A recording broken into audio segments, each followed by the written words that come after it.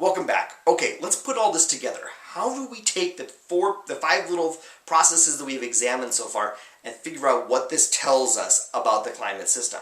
I mean, we know the climate change is happening. That was like what the first module of the course was about. We know it's changed in the past when we talked about the paleoclimate record. Therefore, in order to investigate whether or not today's climate changes are natural, we're going to have to, pick apart all these natural sources of variation, like tectonic motion and orbital changes and so on. And when we did this, we found that none of these sources of natural variability matched up with what had been observed. At the same time, the correspondence between the observed changes in greenhouse gases and the global temperatures in the paleoclimate record anyway match up pretty well. In fact, we end up with overwhelming evidence from multiple different lines, different ways of approaching the problem. We keep coming up with the same answer. That's overwhelming evidence. For example, we have theoretical evidence based on the basic physics laws when we talked about things like, emission and transmission and the energy balance and so on. We have theoretical evidence associated with numerical climate models. Okay? When the climate models run, we are coming up with a simulation of future climates and we get the same answer, that it's the greenhouse gases that are doing it. We have paleoclimate data that show how climate has changed in the past, and we have statistical data that can give us information about how these trends are happening and how they're correlated with changes in greenhouse gas concentrations and so on. Based on all these kinds of studies, our good old friends at the Intergovernmental Panel on Climate Change, the IPCC, in their very careful and conscientious sort of way, end up making a statement about such things, and the most important sentence is right here.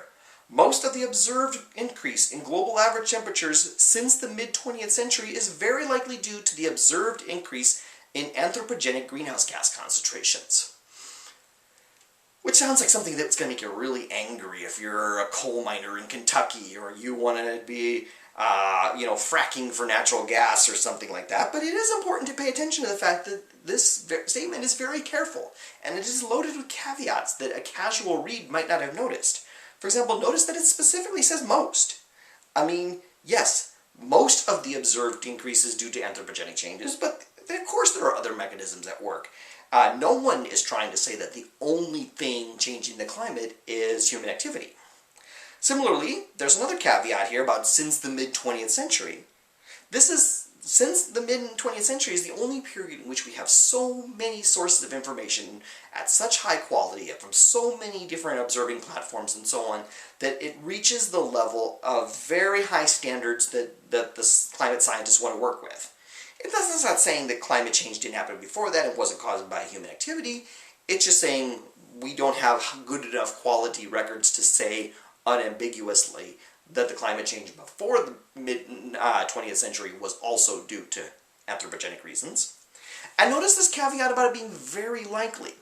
The IPCC is almost obsessed with confidence. It wants to know how certain the scientific community is. This is a combination of things like consensus and how much do studies in different disciplines agree.